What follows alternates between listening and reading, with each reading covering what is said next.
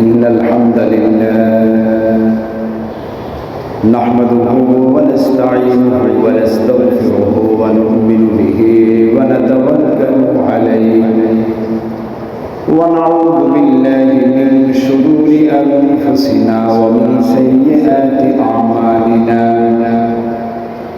من يهده الله فلا مضل له ومن يضلله فلا هادي له ونشهد أن محمدا عبده ورسوله أما بعد فأعوذ بالله من الشيطان الرجيم بسم الله الرحمن الرحيم ولله ملك السماوات والأرض يخلق ما يشاء ويهب لمن يشاء أو يزوجهم ذكرانا وإناثا ويجعل من يشاء عقيما إنه عليم قدير. وقال رسول الله صلى الله عليه وسلم افتحوا على صبيانكم أول كلمة بلا إله إلا الله محمد رسول الله.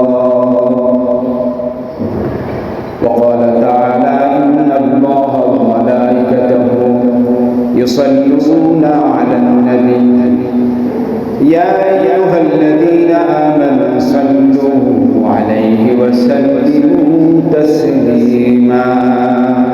اللهم صل على محمد عبدك ورسولك وصل على المؤمنين والمؤمنات والمسلمين والمسلمات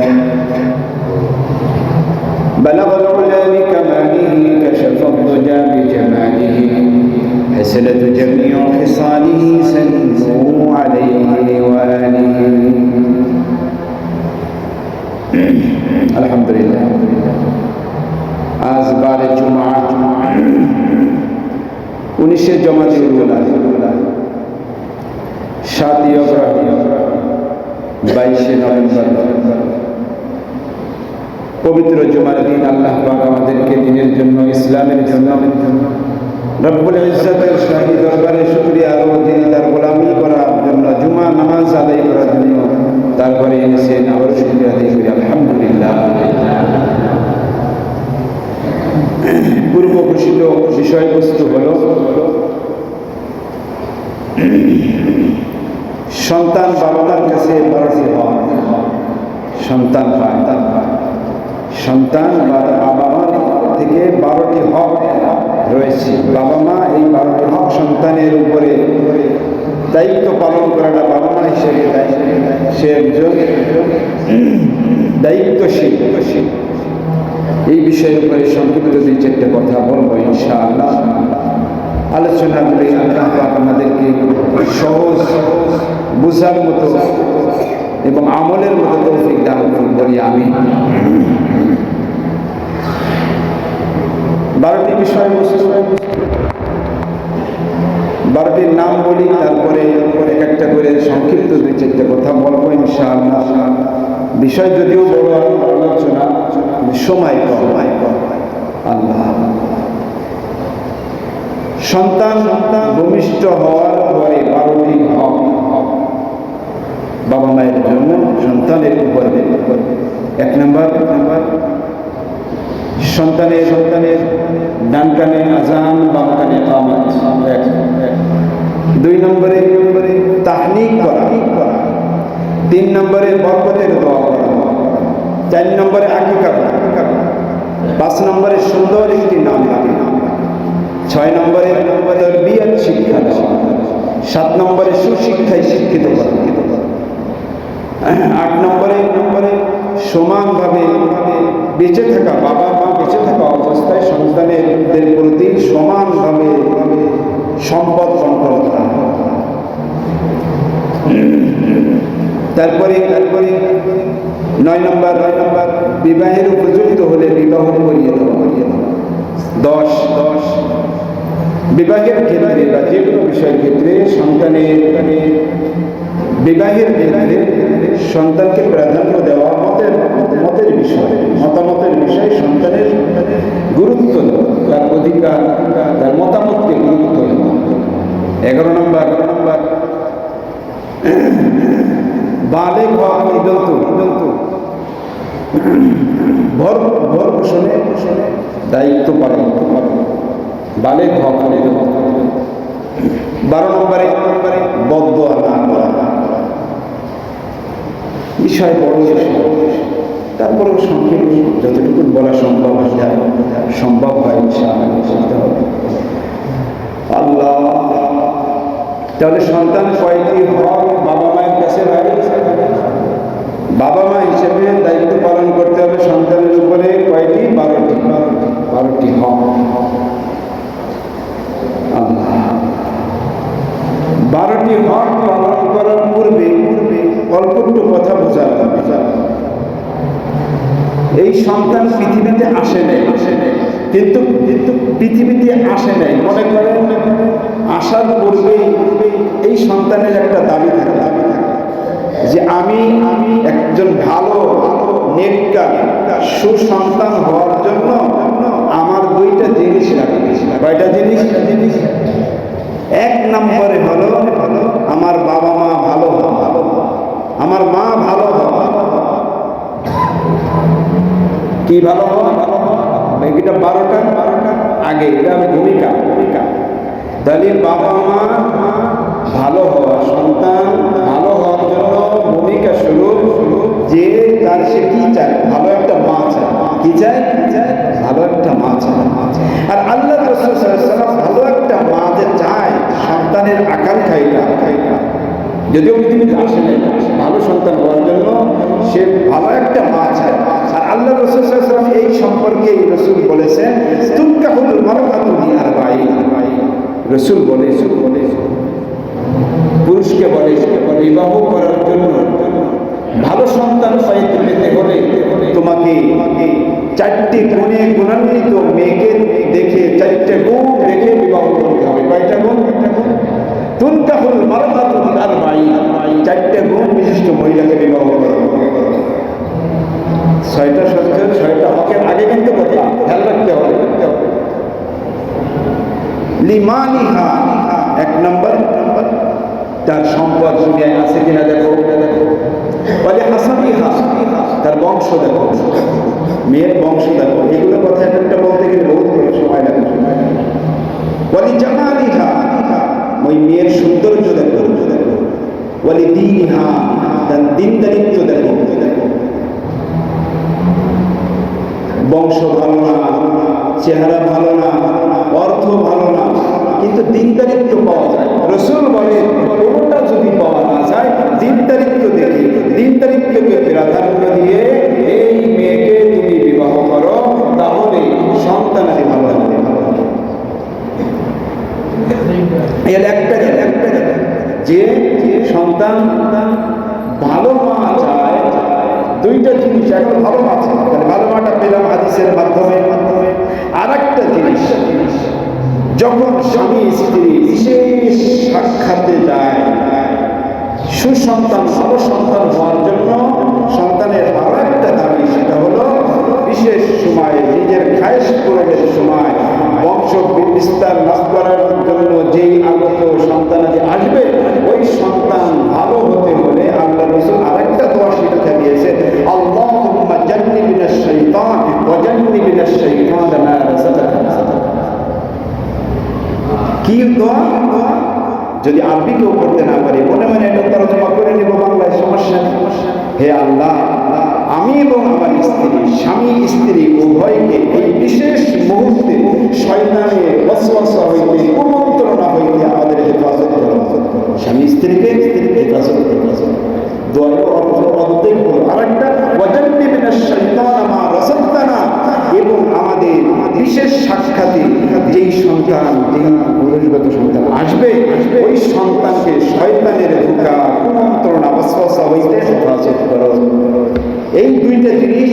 সন্তান ভালো হবে, যেন সন্তানের চাহিদা যে আমি দুনিয়ায় ভালো সন্তান আমাকে চাও, ভালো হতে হলে আমি চাই যে আমার একটা সুন্দর মা দাও, এবং বিশেষ মুহূর্তে দোয়ার মাধ্যমে রব্বে কারিমের কাছে দোয়া করো, স্বামী স্ত্রী তুমি, স্বামী স্ত্রী এবং স্বাগত সন্তান শয়তানের ওয়াসওয়াসা থেকে হেফাজত। এটা হলো ভূমিকা চাওয়া পাওয়া সন্তানের। এখন আসেন 12টি হক সন্তানের। কয়টি হক? বাবা মায়ের পক্ষ থেকে সন্তানের প্রতি 12টি হক। আল্লাহ, 1 নম্বরে আযান। 1 নম্বরে কি দিতে হবে? জন্মের সাথে সাথে, জন্মের পরে আযান, ইকামত। এটাই জানাজার আযান, এটাই জানাজার ইকামত। আর তো জানাজায় তো আযান নেই, ইকামত নেই, এটাই জানাজার আযান, এটাই জানাজার ইকামত। আল্লাহ। عن ابن عباس رضي الله تعالى عنه أن النبي صلى الله عليه وسلم أذن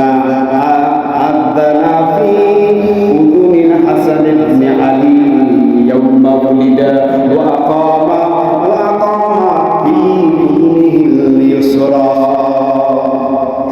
হযরত ইবনে আব্বাস রাদিয়াল্লাহু তাআলা আনহু থেকে হাদিস বর্ণনা, তিনি বলছেন নবী করিম সাল্লাল্লাহু আলাইহি ওয়াসাল্লাম তার মেয়ে ফাতেমা রাদিয়াল্লাহু তাআলা আনহার সন্তান ইমাম হাসান রাদিয়াল্লাহু তাআলা আনহু জন্মের পরে বিশ্বনবী নিজে হাতে নিয়ে হযরত হাসান রাদিয়াল্লাহু তাআলা আনহু ডান কানে বিশ্বনবী আযান দিয়েছেন, বাম কানে ইকামত দিয়েছেন।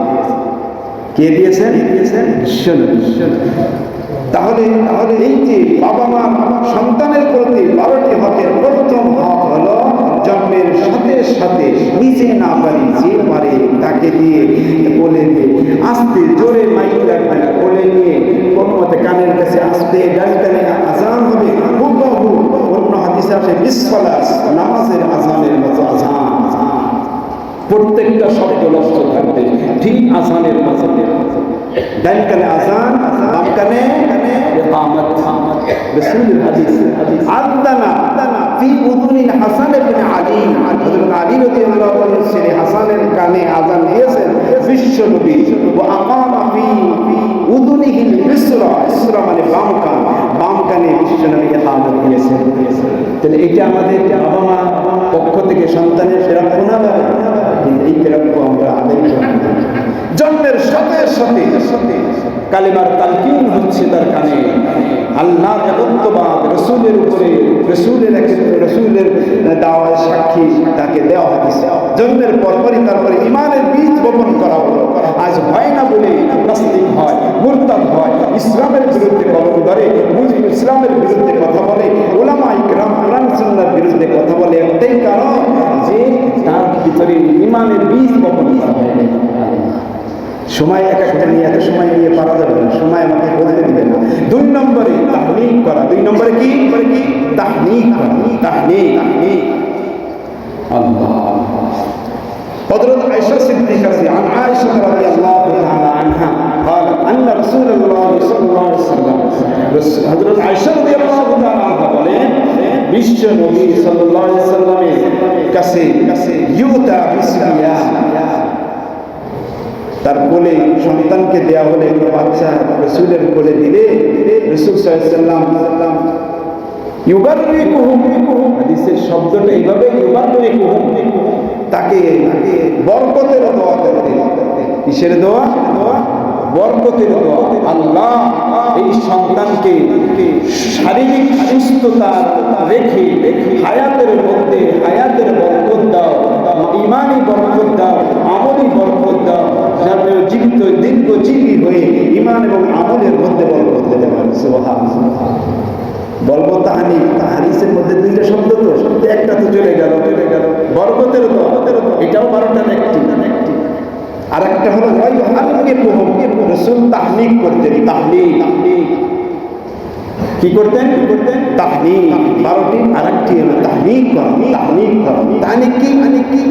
আল্লাহ বিশ্বনবী সাল্লাল্লাহু আলাইহি ওয়াসাল্লাম সন্তান কোলে আসলে তিনি মিষ্টি দ্রব্য চিবিয়ে তিনি প্রথমে একটু মুখের থুথু, মিষ্টি দেওয়া একটু থুথু মুখে দিতেন। এরপরে তো হাদিসে আসছে যে খুরমা, একজন বিজ্ঞ আলেমের কাছে খুরমা দিয়ে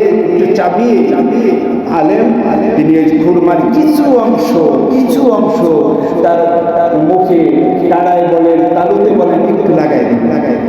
এটাকে বলা হয় তাহনীক। হযরত আব্দুল্লাহ ইবনে জুবাইর রাদিয়াল্লাহু তাআলা জন্মের পরে সর্বপ্রথম তিনার পেটে বিশ্ব নবীর মিষ্টি জাতি, মিষ্টি থুতু এবং এই মিষ্টি তার পেটে গিয়েছে। এটার বরকত আছে, বহুত বরকত। কিন্তু জন্মের পরে আমরা যা করি, ছবি উঠাইয়া ফেসবুকে দিয়ে কত আনন্দ। আর যদি শোনা যায় মেয়ে হয়েছে, তাহলে কিছু মানুষের মুখ কালো হয় না ভাই? কথা বলে। ওয়াইদা বুশিরা আহাদুহুম বিমা দারাবা লিররহমান ওয়াইদা বুশিরা আহাদুহুম বিউনসা যাল্লা ওয়াজহুহু মুসওয়াদ্দান ওয়া হুয়া কাযীম। মেয়ের খবর দিলে ওর কালো হয়ে যায়, বিবির উপরে আঘাত হওয়া, তালাকের খবর পাওয়া যায়, আছে না এরকম? এই জন্য তাহলে বরকতের দোয়া, আকিকা কর। বিশ্ব নবী সাল্লাল্লাহু আলাইহি ওয়াসাল্লাম হযরত হাসান রাদিয়াল্লাহু আনহুর জন্য আকিকা করেছে। আকিকা করা এটাও একটি বাবা মায়ের পক্ষ থেকে সন্তানের প্রতি হক। আকিকা করলে বিপদ দূর হয়, বালা মুসিবত দূর হয়। ছেলের জন্য 2টা বকরি, মেয়ের জন্য 1টা বকরি। এখানে ছাগল বলেন, বকরি বলেন, নর বলেন, মাদা বলেন, কোনো পার্থক্য নাই, সমস্যা নাই। সমাজে যদিও আমাদের দাম কমের একটা ফারাক আছে, কিন্তু ইসলাম এই ফারাক করে না। আপনি বকরি পারেন, ছাগল পারেন, যা দিয়ে পারেন, বছর একটা হতে হবে আকিকা করা। এটা সুন্নাত। আকিকা করা বিপদ দূর হয়, গুরুত্বপূর্ণ বিষয়। আল্লাহ ইহুদিরা এই যে মহিলা হইলে, মেয়ে হইলে কষ্ট পায়, অনেকে মেয়ে হইলে আকিকা করেই না। ছেলে হইলে আরে মিষ্টি দোকানে মিষ্টি থাকে না, আত্মীয় স্বজন মিষ্টি খেয়ে পারে না, রাগ হয়ে যায়। আল্লাহ ইহুদিরা কি করতো? ছেলে সন্তান হলে আনন্দ করত এবং আকিকা করত, কিন্তু মেয়ে হইলে আকিকা করত না। আল্লাহর রাসূল বলে মেয়ে হোক আর ছেলে হোক আকিকা করার কিছু না। ছেলে হলে 2টা খাসি বা ছাগল, মেয়ে হলে 1টা ছাগল বা 1টা খাসি। আকিকা করা, আকিকার গোশত বাহু কুরবানির গোশত অনেকে খাইতে চায় না, খাওয়া যাবে না, সব বিক্রি করে দাও, গরিবকে খাওয়াই দাও না।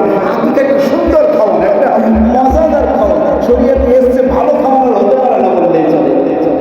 সবাই যদি বাচ্চা খাইতে পারতো, বাচ্চাকেও খাওয়াইতো, যেহেতু সে 7 দিন আর কি খাইবে। এই জন্য আগে করা একটা সুন্নাত। সুন্দর একটা নাম রাখা, সুন্দর একটা হকুল ওয়ালাদি আলা ওয়ালাদিহি আন ইহসিনা ইসমাহু। রাসূল বলে সন্তান যখন ভবিষ্যৎ হবে, বাবা মায়ের প্রতি সন্তানের উপরে জিম্মাদারি, দায়িত্ব হলো আন ইহসিনা ইসমাহু, সুন্দর নাম রেখে, সুন্দর নাম রাখবে। সুন্দর কি রাখবে? নাক, বল্টু, স্ক্রু, জয়, হয়, এরপরে ট্রলার, নদী, সাগর, নহর রাখে না ভাই? কি বানাই বললাম? কথা বলেন, সমাজে এই নাম চলে না। রাসূল বলে আইয়ুহসিনা ইসমাহু, সুন্দর নাম রাখো। যদি আজ লালটু বল্টু রাখো, কাল কিয়ামতের ময়দানে তোমাকে লজ্জিত হতে হবে। কারণ ওই দিন তো ডাকা হবে লালটুর বাবা, মন্টুর বাবা, জয়ের বাবা, ওই নাম সাগরের বাবা, এভাবে ডাকা হবে। এই জন্য নামটা ভালো হওয়া দরকার। নামটা কি হওয়া দরকার? ভালো হয়, সুন্দর একটা নাম রাখা। তরবিয়ত শিক্ষা দেওয়া। কি শিক্ষা দেওয়া? তরবিয়ত শিক্ষা দেওয়া। তরবিয়ত শিক্ষা দেওয়া। তরবিয়তের মধ্যে সবচেয়ে উত্তম তরবিয়ত হলো নামাজের মধ্যে শিক্ষা দেওয়া, নামাজের শিক্ষা দেওয়া। আল্লাহ রাসূল বলে মুরু আওলাদাকুম বিসসালাত ওয়া হুম আবনাউ 7 সিনিন। 7 বছর বয়স যখন সন্তানের হয়, নামাজের হুকুম করো। কত বছর? নামাজের হুকুম করো। মুরু, হুকুম করো আওলাদাকুম, তোমাদের সন্তানদের, ইদা বালাগা 7 সিনিন, যখন বয়স কত হয়? 7 হয়। ওয়াদরিবুহুম, একটু আঘাত করো। ইদা বালাগা 17 সিনিন, যখন 10 বছর আঘাত করো, একটু আঘাত করো, নামাজ পড়ো। যত তরবিয়ত আছে, সবচেয়ে উত্তম তরবিয়ত ইবাদতের শিক্ষা দিয়ে তরবিয়ত শিক্ষা দাও। সুশিক্ষায় শিক্ষিত করা, এই শিক্ষায় সুশিক্ষা।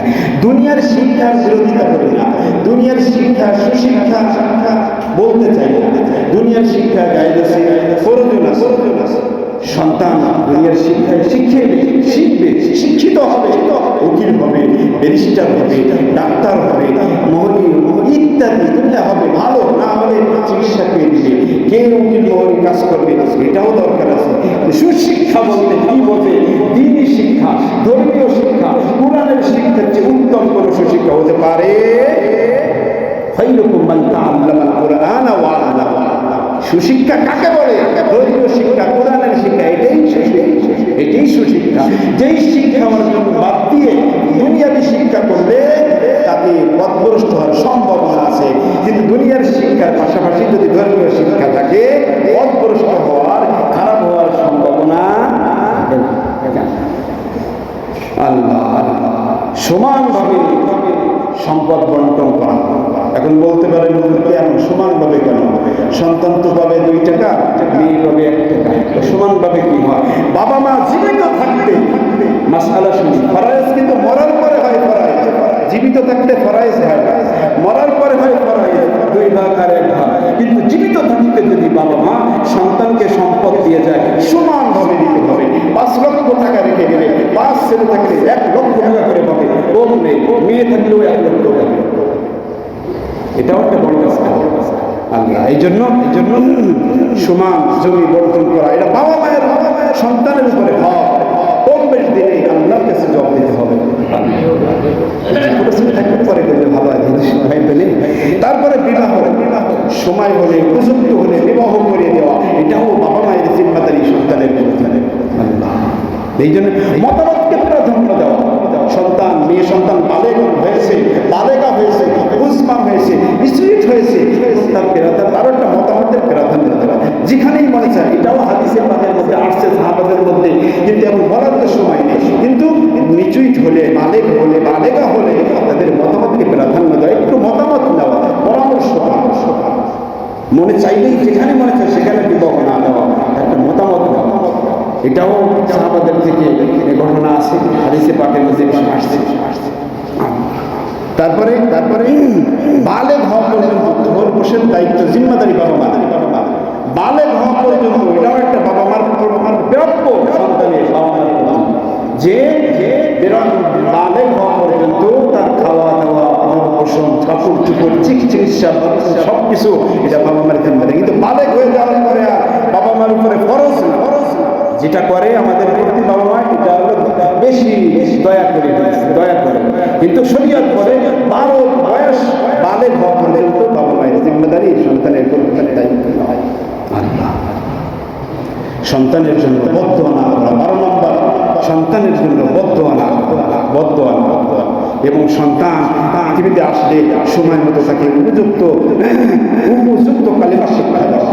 আজ কি বলবো, বর্তমান সমাজে তাকাইলে দেখা যায় যে আমাদের কচি সন্তান 6 বছর, 7 বছর, 8 বছর সন্তানদেরকে, এরা যে আমার আপনার কাছে আমানত, এই বিষয়ে আগামী জুমায় বয়ান হবে ইনশাআল্লাহ। এরা যে আমার আপনার কাছে আমানত, এবং এরা কি আমাদের থেকে চায়, আমরা কি করতেছি, আমাদের সন্তানদেরকে যেখানে মনে চাই, এই শিক্ষা প্রতিষ্ঠানে মনে চাই দিতেছি, সেখানে কি করতেছে, কি লেখাপড়া করতেছে, কি শিখতেছে, এটা আমাদের জানা দরকার। এই সন্তান নষ্ট হয়, গত জন্মায় বলেছিলাম মনে আছে, বাবা মায়ের কারণে সন্তান নষ্ট হয়। গান বাজনা এটাকে বৈধ না অবৈধ? আপনারা জোরে বলেন, গান বাজনা কি বৈধ না অবৈধ?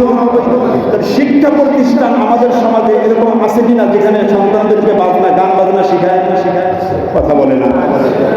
এই যে সন্তানদেরকে আপনি এই এমন প্রতিষ্ঠানে দিতেছেন, গান বাজনা শিখতেছে, ড্যান্স শিখতেছে, আরে তারা গান বাজনা সেরে কি কথা বলতেছে, এইটা জিম্মাদারি কি সন্তান ভুল করছে না বাবা মা ভুল করছে?